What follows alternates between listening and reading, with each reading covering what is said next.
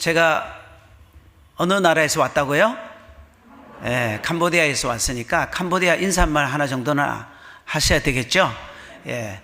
안녕하세요를 캄보디아 말로 조무립수어 합니다. 조무립수어 이렇게 손을 모아서 하는데, 여기 코 밑에까지 올리면 아주 편한 친구에게, 그리고 평소에 이렇게 잘 아는 분에게 인사하면 되겠습니다. 그 다음에 코하고 이제 눈 그 미간 사이로 이렇게 올리면 스승님이나 목사님이나 존경하는 분에게 이렇게 인사합니다. 그리고 머리 위까지 올리면 하나님께 이렇게 인사하는 걸로 하면 되겠습니다. 신께 인사하는 모습입니다. 자, 혹시 오늘 발음이 좋거나 인사를 잘하는 분은 목사님한테 허락을 받고 제가 캄보디아로 모시고 가도록 하겠습니다. 네. 따라서 한번 해보겠습니다. 자, 조무립수어. 자, 옆 사람이 누구신지 아시죠? 편하신 분인지 목사님인지 뭐 존경하는 분인지 하나님이신지 또 이렇게 인사를 한번 해보도록 하겠습니다. 조무립수어. 예, 바람이 좋은 분 두 분이 계시네요. 제가 목사님한테 말씀을 드리도록 하겠습니다. 저는 제가 고등학교 입시를 보러 시내에서 고등학교를 이제 입시 보러 갔는데, 형님이 그때 사법서사에 이제 집사님으로 있을 때였습니다. 저에게 교회를 가자고 해서 교회 갔는데, 그렇게 성탄 입은 그 발표회를 하는 날이라 정말 천상의 요정들이 율동하고 찬양하는 모습을 처음 봤어요. 교회라는 교회는 처음 갔으니까. 그래서 그 교회 가고 난 뒤에 이런 천국과 같은 곳도 있구나. 근데 그날에 주님이 저에게 찾아와 주셨어요. 사랑하는 아들아, 내가 너와 함께 할 것이다 하면서 창세기 28장 15절 말씀을 저에게 주셨습니다. 내가 너와 함께 있어 내가 어디로 가든지 너를 지킬 것이며 너를 이끌어 이 땅으로 돌아오게 할지니라. 내가 내게 허락한 것을 다 이루기까지는 너를 떠나지 아니하리라. 이 말씀을 주셨어요. 너무 감사하고 기쁘고 행복했습니다. 그래서 성경책을 선물로 받아서 성경을 계속 읽었습니다. 네, 하나님이 저에게 우리 가정의 그 어떤 어두운 면을 보여주셨어요. 그 가정을 보니까 형제들이 팔남 일녀예요. 제가 팔남입니다. 팔남 8번째, 다윗과 같이 8번째입니다. 별로 쓸모없는 존재입니다. 그리고 있으나 마나한 존재입니다. 있어도 별로 관심이 없는 그런 존재로 살았습니다. 다윗이 기름 부음을 받을 때 뭐 8번째는 참여도 안 했잖아요. 그런데 하나님이 저에게 기도를 시키셨는데, 가정을 생각하면 눈물이 나기 시작하는 거예요. 저도 강한 남자인데 사나이거든요. 근데 이상하게 하나님 자꾸 눈물을 주시니까 예배를 마치고 나면 눈물을 훔치기 바빠요. 성도들이 볼까봐. 그래서 뭐 간절하게 기도하고, 금요 저녁에 밤에 7시에 기도하면 새벽 4시에 마쳤잖아요. 그때는. 그렇게 기도를 하고 했는데, 하나님 가정을 봤는데 형제들이 이 건설회사를, 주식회사를 설립하고 금융회사를 설립하고 뭐 잘 나갔어요. 잘 되니까 하나님 모르죠. 결국은 잘 될수록 돼지 머리를 갖다 놓고 고사를 지내기 시작합니다. 제 마음이 너무 아팠어요. 그래서 하나님께 기도했어요. 하나님, 망해서라도 좋으니까 망해서라도 예수님 믿게 해 주십시오. 누가 이런 기도를 할 수가 있겠습니까? 아니면 예수님 모르고 예수님 뭐 안 믿어도 경제적으로 형제가 잘 되면 그게 좋다라고 생각하지 않겠습니까? 근데 하나님 앞에 그렇게 부르짖고 기도했는데, 이게 정말 잘한 건가? 하나님이 역사하시면 어떻게 하시지? 두려움 반? 뭐 그런 게 있지 않습니까? 정말 그렇게 기도했는데 하나님 15년 만에 우리 가정을 완전히 폭삭 50억 부도가 나게 하면서 다 망하게 하셨어요. 그때 돈으로 뭐 95년도니까 돈이 얼마나 크겠어, 50억이.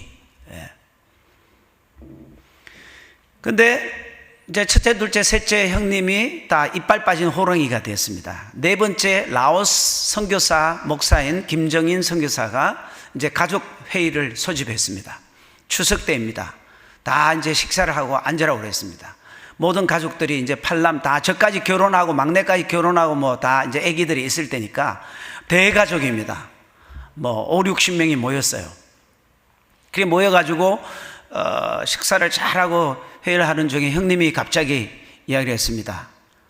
여러분, 우리 형제들 가정은 지금까지 우상 숭배해 와서 저주를 받아온 것만 해도 충분합니다. 오늘 우리 가정은 기독교 가정으로 개종합니다. 아버님 태평, 호태평, 김자, 성자, 숫자 아버님 가정은 오늘부로 기독교를 개종합니다. 오늘 이 자리에서 반대하시는 분 손 드십시오. 다 이렇게 했습니다. 그러니까 옆에 있던 형수님이 아니 시집 올 때는 어머니가 불교 절에 가자고 그럴 때는 언제고 이제는 또 기독교로 개종한다고 하면서 손 들 줄 알았는데 손은 안 드시더라고요. 반대는 안 하시고.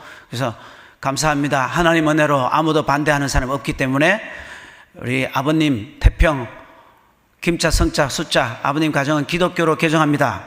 꽝꽝꽝 했습니다. 예. 첫째 형님, 둘째 형님 여기저기 쫓겨다닙니다. 그런데 이상하게 쫓겨다니는데 일산의 아멘 기도원으로 쫓겨갔습니다. 거기서 예수님을 만났습니다. 세 번째 형님은 쫓겨간데 라오스에 있는 동생 선교사에게 갔는데 메콩 강가에 빠져 죽겠다라고 하니까 동생이 형 보고 뭐라고 그랬어요? 그렇게 죽을 용기가 있으면 사십시오. 여기까지 와서 죽겠다는 게 뭔 말입니까? 내일부터 당장 새벽기도 하시오. 그래가지고 내일부터 새벽기도를 40일 동안 시작하면서 살아야 되겠다. 하나님 나를 살게 하신다 해가지고 변화받기를 시작했습니다. 온 가족이 예수님을 만나게 됐습니다. 할렐루야. 저는 기도했습니다. 하나님, 우리 가족이 다 예수님을 믿으면 내가 열방으로 나가서 선교사가 되겠습니다. 하나님이 나의 기도를 들어주셨기 때문에 나는 그 기도에 순종하면서 가겠습니다. 이제 중국으로 가기로 결단을 했어요. 하나님, 제가 20살에 제가 예수님을 만났거든요. 이 선교 기도를 시작했거든요. 근데 중국의 인구가 20억이었어요. 10억이었습니다. 죄송합니다. 10억이었는데 하나님, 중국의 10분의 1을 나에게 주십시오. 얼토당토 안 한 기도를 했습니다. 아마 그러신 분들이 여기 계실 거예요. 그래서 하나님, 나에게 선교사로 갈 수 있도록 해주세요. 그런데 신학 공부를 하고 총신 신대원을 공부하는 중에 잠시 접었어요. 왜냐하면 목회가 너무 바쁘니까 부교육자 생활이 너무 바쁘잖아요. 그런데 형님이 전화가 왔어요. 김전도사, 뭐 선교사로 나간다 그러더니 뭐 어떻게 됐어? 캄보디아에 문이 열린다는데 한번 나가보지 않겠어? 예, 알겠습니다. 그러면 일단 태국부터 정탐하고 그다음에 캄보디아 정탐하도록 하자. 그래서 라오스로 들어갔습니다. 라오스 들어가니까 이미 형님은 몸이 만신창이가 됐어요. 라오스가 공산주의잖아요. NGO 허가를 받기 위해서 22번이나 수상을 찾아갔습니다. 그리고 형님이 90년도에 일본에 나가서 일본에서 선교사를 하다가 아들이 아빠, 우리가 이렇게 돈이 많이 드는데 여기서 영혼 구원이 이렇게 힘드는데 우리가 여기 선교해야 되냐고. 아무도 안 가는 나라에 갑시다. 그러니까 아빠가 기도해 보더니만 라오스로 가겠다고. 그래서 라오스 1호 선교사로 들어간 겁니다. 그 형님이 저의 멘토가 되어 주셨어요. 그런데 그 형님이 이제 15년 정도 선교를 하시고 가남으로 소천하셨습니다.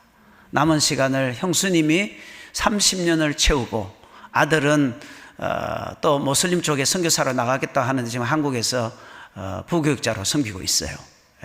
이런 저희 가정의 배경이 있었습니다. 여러분이 우리 김깁슨 목사님을 통해서 캄보디아를 위해서 기도해 주시고, 사실은 또 우리 북한에 억류되어 있는 선교사님들을 위해서 코리안스를 위해서 기도하시잖아요. 그 중에 첫 번째 이름이 나오는 김정욱 선교사가 저희 가정의 7번째 형제입니다. 제 바로의 형입니다. 고등학교 때 신앙생활을 같이 했고요. 정말 강단 있는 선교사입니다. 누가 북한으로 들어가라 한다고 들어가겠습니까? 누가 금식하라 한다고 40일 금식을 2번 하겠습니까? 쉬운 일이 아니잖아요. 하나님이 가라고 했기 때문에 사실은 선교부에 보고도 않고 그냥 들어갔습니다. 지금 9년째 억류되어 있습니다. 여러분, 이제 하나님의 때가 된 것 같습니다.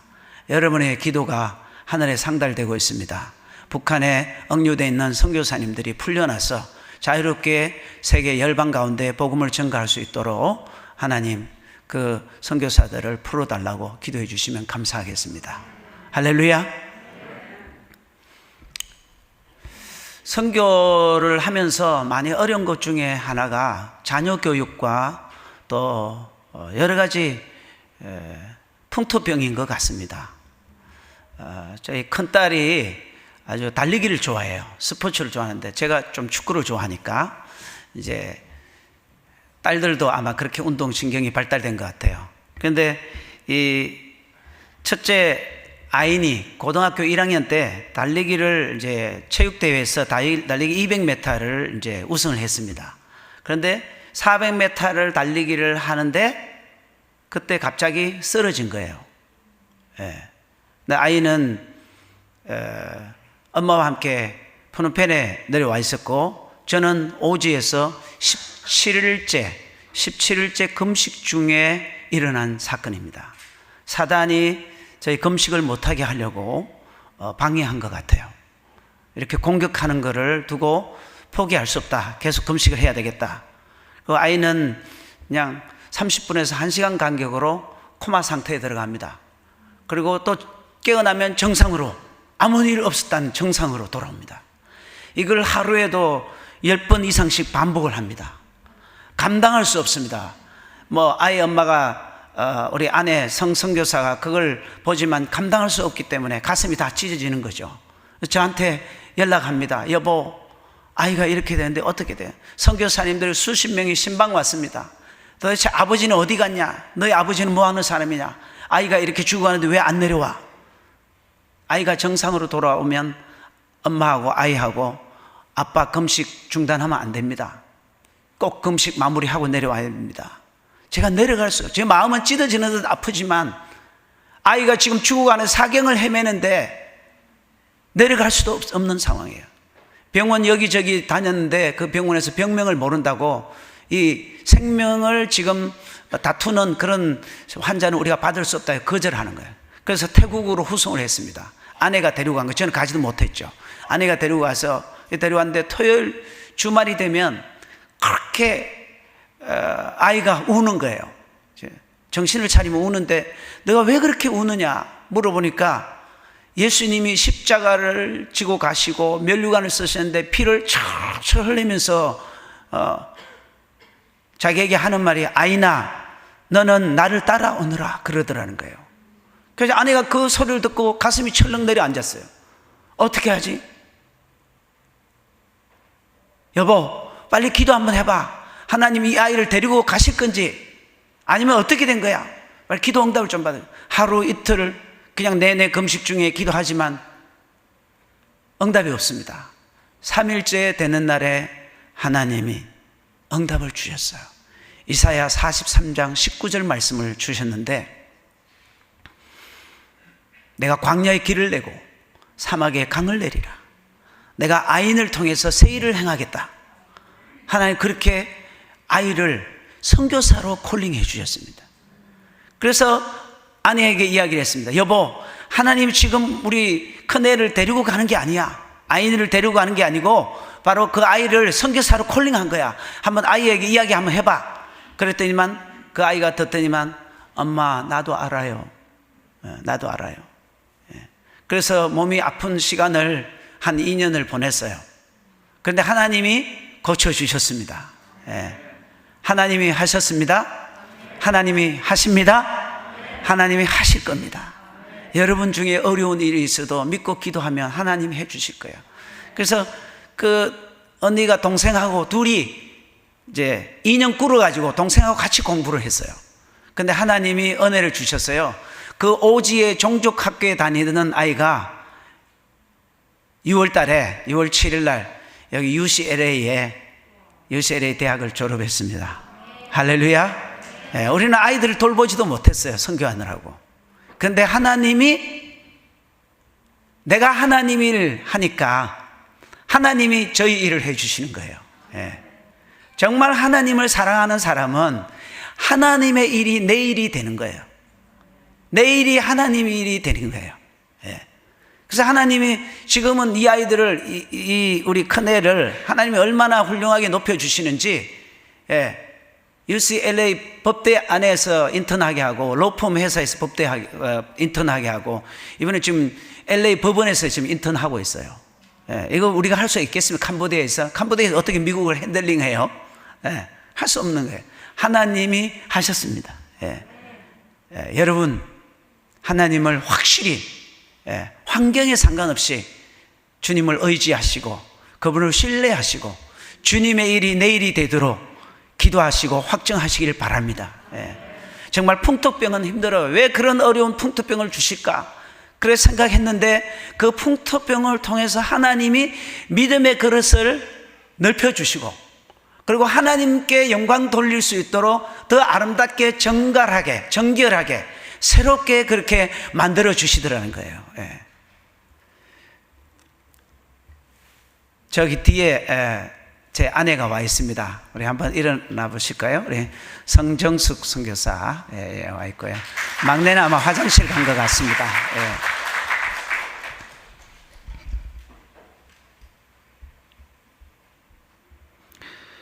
늦은 밤 아내의 머리가 불덩이 같이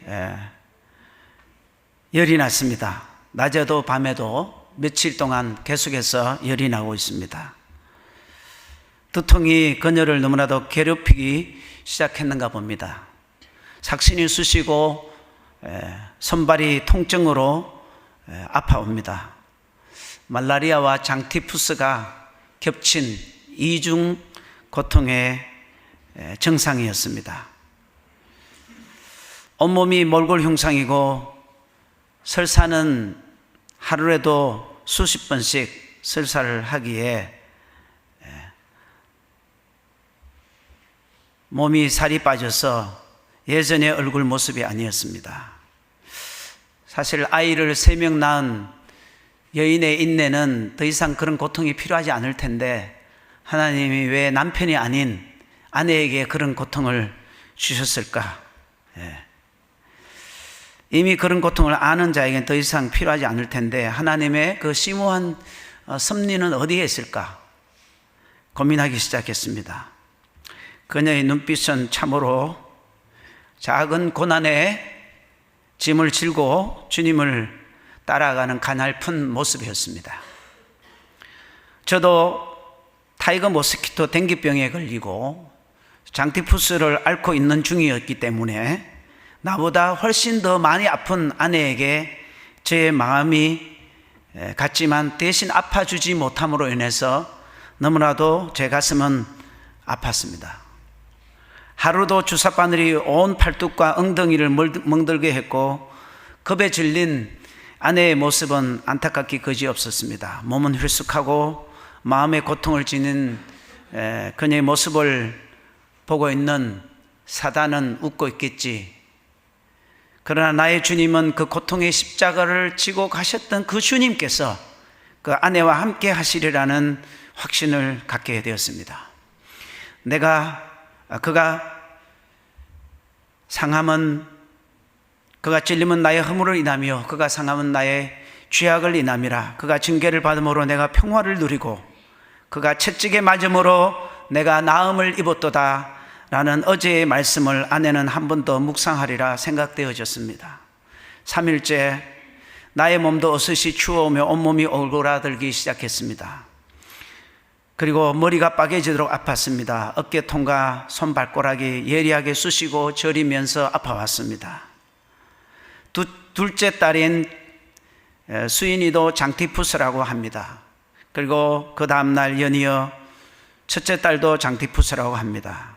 온 가족이 환자 가족이 되었습니다. 여기저기서 아이들이 신음하는 소리가 아이고 내 다리야, 아빠 내 다리 아파, 아이고 내 머리야, 아빠 내 머리 아파. 그때 아이들의 나이가, 큰 아이가 9살이고 막내가 7살이고, 그리고 막내는 5살이고 둘째는 7살이었습니다. 그리고 그 환우를 돌볼 가족의 구성원이 아무도 없었습니다. 주일날 아침인데 저는 일어나서 성경책을 챙기는데 아내는 아직도 누워 있었습니다. 여보, 오늘 주일인데 지금 뭐 합니까? 예배 드리러 가야지, 일어나세요. 아내는 가냘픈 목소리로 제게 이야기했습니다. 여보, 오늘 혼자서 침대에서 예배하면 안 될까요? 저는 버럭 화를 내면서 선교사가 뭐 하는 짓이냐고, 죽어도 예배 드리면서 죽어야지.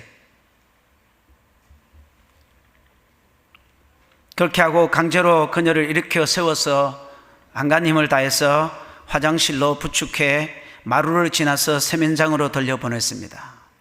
10분이 지난 후에 갑자기 어디서 쿵 하는 소리가 들렸습니다. 마루로 나가 보니까 아내가 힘이 없었고 맥이 빠진 상태로 쓰러져 있었습니다. 그도 그럴 것이 5일 동안 아무것도 못 먹고 계속 먹지 못하고 하루에도 수번이나 설사를 하고 있는 그런 영양실조의 상태였기 때문입니다. 저는 그래도 당신이 선교사의 모습을 보여주세요 하면서 교회 가자고 강제로 떠밀었던 제 자신이 너무나도 미안하게 느껴졌습니다. 몸을 추스릴 수 없고 너무 아파서 주일을 교회에서 예배 못 드리고 침대에서 예배를 드리겠다는데 하나님이 뭐 벼락이나 칠까? 하나님 저주하지 않으실 텐데 왜 내가 그걸 그렇게 무리하게 강행을 했을까 하면서 후회를 했습니다. 그리고 아내에게 기도를 해주고 저는 가방도 덜 힘조차도 없어서 저도 성경책만 챙겨가지고 교회를 그냥 허겁지겁 달려갔습니다. 달려가서 다들 이렇게 예배 드리는데 저만 이쪽으로 앉아가 벽에 기대서 예배를 드렸습니다. 힘이 없었습니다. 말도 잘 못하겠어요. 오늘 설교하기 힘들겠어요, 인간적으로. 그래가지고 사역자를 불렀습니다. 오늘 내가 설교를 못할 것 같으니까 네가 대신 설교를 좀 해다오.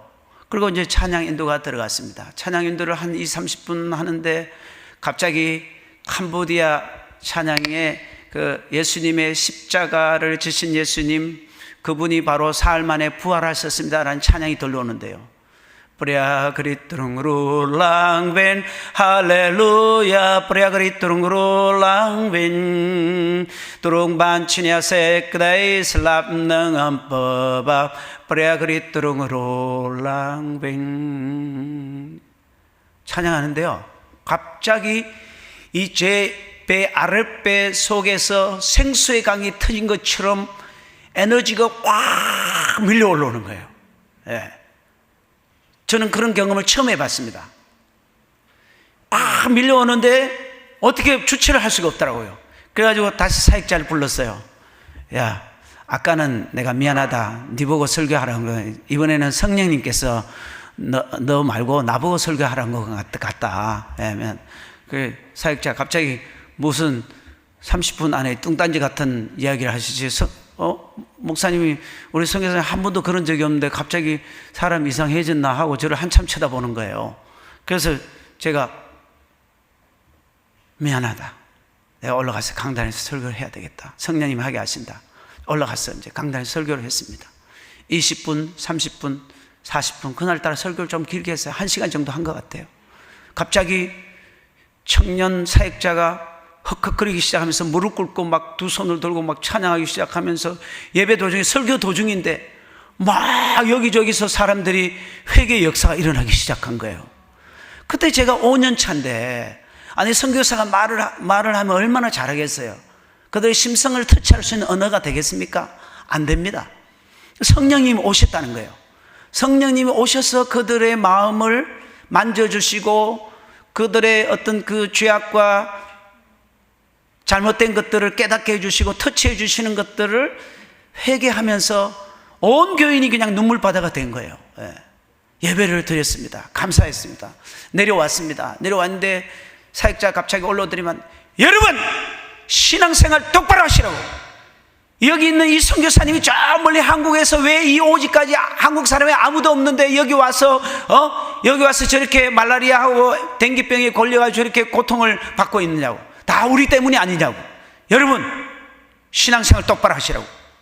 다음 주부터 주일 성수 다 하시고 기도에 성경 공부 다 참여하시라고 막 호통치더라고요. 그래서 야, 저러다 다음 주 교인들이 교회 안 오는 거 아닌가? 좀 뭐 걱정되기도 하고 그랬습니다.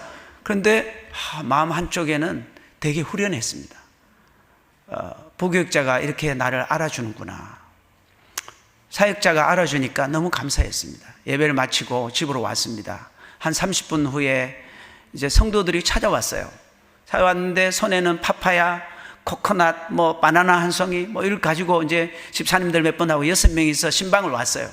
아내를 겨우 깨워가지고 이제 앉혔습니다.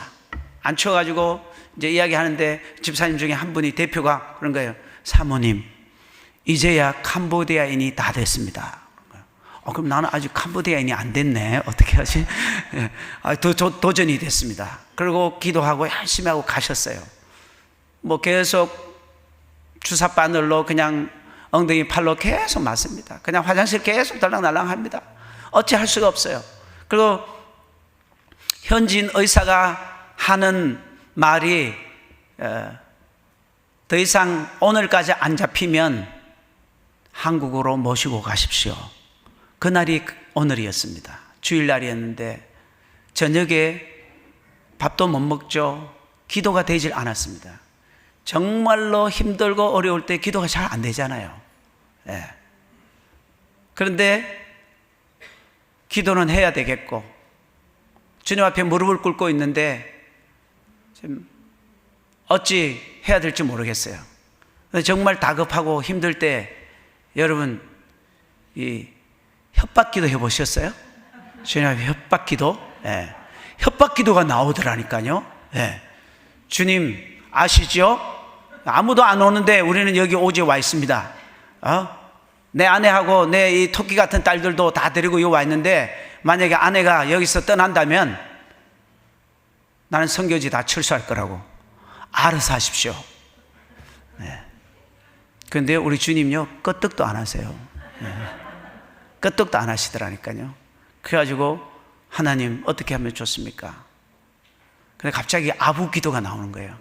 하나님 아시잖아요. 우리 애들 지금 종족 학교에 다니고 있고 그냥 수업 있어도 1년에 절반밖에 공부도 안 가르치고 그냥 애들을 맨날 매질하고 저렇게 공부시키는 이런 오지에 와 있고 이 험난한 오지에서 정말 사도 바울처럼 맨 땅에 헤딩하는 식으로 선교를 하고 있는데 하나님 이거 어떻게 해야 됩니까? 그래도 하나님 한 분밖에 없네요. 우리 하나님 아부도 별로 안 좋아하세요. 아부기도 안 좋아하세요. 하나님이 좋아하시는 기도가 뭘까요? 고백 기도예요. 회개 기도예요. 하나님, 난 하나님 제일 사랑해서 이곳까지 왔습니다. 그리고 내가 제일 사랑하는 아내도 하나님 것이고 또 내 딸들도 저 토끼 같은 딸들도 지금은 토끼들이 많이 컸잖아요. 저 토끼 같은 딸들도 하나님 것입니다. 그리고 내가 지금까지 사역하면서 열정을 다했던 모든 사역의 열매들이 다 하나님 것입니다. 그리고 현지인들도 다 주님의 열매고 주님의 것입니다. 나 자신도 주님이 만들어주셔서 이렇게 내가 주님을 사랑함으로 여기까지 왔습니다. 하나님 사랑해요. 기도를 몇 시간 했는지 잘 모릅니다. 새벽 4시쯤 됐는지 잠이 들었어요.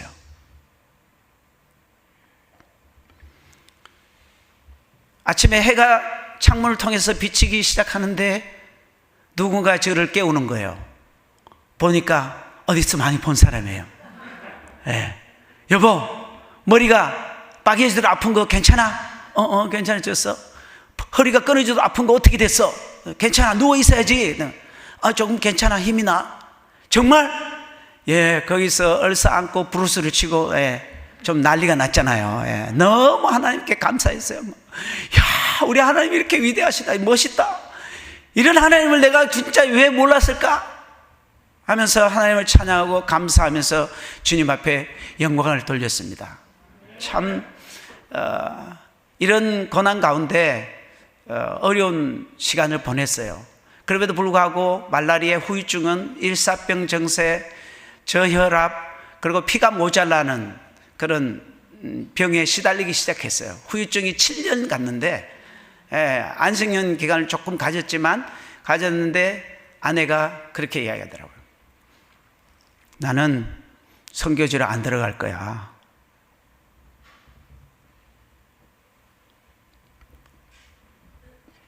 내 딸들도 안 들어갈 거야.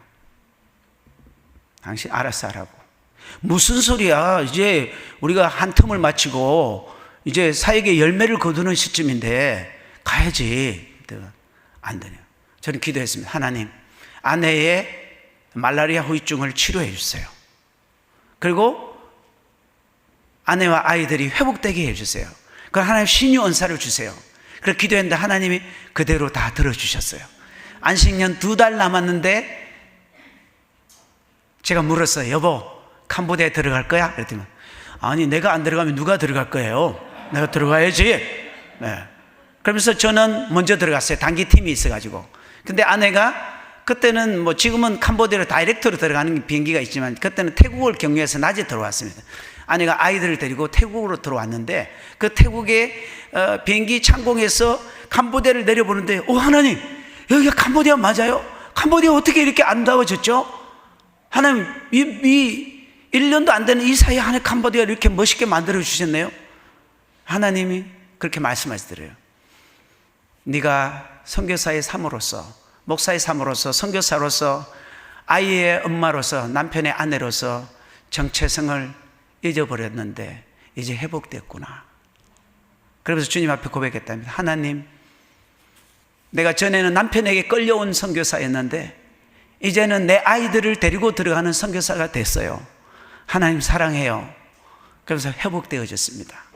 하나님, 이런 어려운 고난 가운데서도 우리에게 포기하지 않고 선교를 할 수 있도록 힘을 주시는 분이 바로 나의 하나님, 살아계신 하나님. 하나님이 하셨습니다. 하나님 하십니다. 하나님 하실 것입니다. 그 하나님이 나와 함께 하심으로 인해서 감사하며 지금까지 찬양하고 영광 돌리고 있습니다. 저희는 국제학교 사역을 하고 있는데 교회를 10개 세웠습니다. 그 10개 교회가 20교회가 자립으로 10개 교회를 더 개척되어졌습니다. 그런데 이제 국제학교 사역을 하고 있는데 이 아이들이 2살 때부터 우리가 받아요. 왜냐하면 이 불교 국가이기 때문에 이 부모들이나 중들이 설법을 해가지고 또 아이들에게 그런 어떤 영혼의 데미지를 입으면 안 되잖아요. 그래서 그 맑은 영혼, 백도화지와 같은 그 깨끗한 영혼의 도화지에 우리가 하나님 말씀으로 잘 그려 넣어야 되겠다 해가지고 2살 때부터 아이를 받아요. 그리고 어느 날 학부모가 쌍둥이를 데리고 왔는데 여기가 예수 학교네. 그리고 예배를 드리네. 그래서 예배를 드린다. 그랬더니만 그러면 안 된다고. 우리 아이들은 못 보내겠다고. 데리고 갔어요. 그런데 한 달 후에 보니까 그 기다리는 리스트에 쌍둥이 2명이 올라와 있어요. 할렐루야. 그리고 그 다음부터는 부모들이 아이를 등록하면 반드시 체포를 하고 예배하는 것에 대해 사인을 다 하고 받기로 했어요. 할렐루야. 하나님 다 지혜를 주시더라고요. 그래서 그 아이들을 12년만 유치원을 12년 동안 했어요. 그래서 참 좀 안타까운 게 있어요. 유치원만 해가지고 아이들을 세상에 내보내니까 이 아이들이 콩나물 시루 같은 그런 아이들이라 정말 나무로 튼튼하게 자라야 되는데 기둥같이 좀 약한 것 같아요. 그래서 하나님이 다시 음성을 주셨어요. 나는 나의 아이들과 날마다 같이 있고 싶다. 나는 나의 아이들의 예배를 날마다 받고 싶다 해서 이제 저희가 초등학교를 이제 올렸습니다. 초등학교를 올렸는데 이제 초등학교가 이제 후내년까지 이제 다 찹니다. 그러면 이제 중학교, 고등학교 크리스찬 스쿨을 또 저희가 만들고 지어야 됩니다. 그래서 이 아이들이 계속해서 대학교까지 올라가서 캄보디아 사회에 정말 기둥 같은 인재들로 자랄 수 있도록 인재들로 우리가 양성하려고 합니다. 그래서 정말 우리 선교사님들이 선교 갤럽에서 조사하기를 우리 대한민국이 어떻게 크리스찬이 이렇게 저변 확대가 되었느냐. 첫째는 교회 개척이다. 또 하나의 첫째는 뭐냐면 바로 미션 스쿨을 통해서 이런 일들이 일어났다는 거죠. 캄보디아가 지금 교회 개척이 많이 이루어졌습니다. 그래서 국제학교, 이 미션 스쿨을 통해서 캄보디아 사회를 다음 세대를 책임지는 그런 나라로 만들 수 있는 것은 바로 우리 로고스 비전 국제학교, 로고스 하나님 말씀이잖아요. 하나님 말씀이 비전이 되는 아이들로 지금 암송시키고 찬양하고 기도하고 얼마나 멋있게 하는지 몰라요. 예, 그 아이들이 잘 자라나서 캄보디아를 책임지는 그런 역사가 일어날 수 있도록 위해서 기도해 주시면 감사하겠습니다. 예, 잠깐 영상을 보고 우리 함께 기도하고 이 선교에 동참해 주시기를 바라고 기도하고 영상을 보겠습니다. 예. 주께 가까이 날 이끄소서. 간절히 주님만을 원합니다. 채워주소서. 주의 사랑에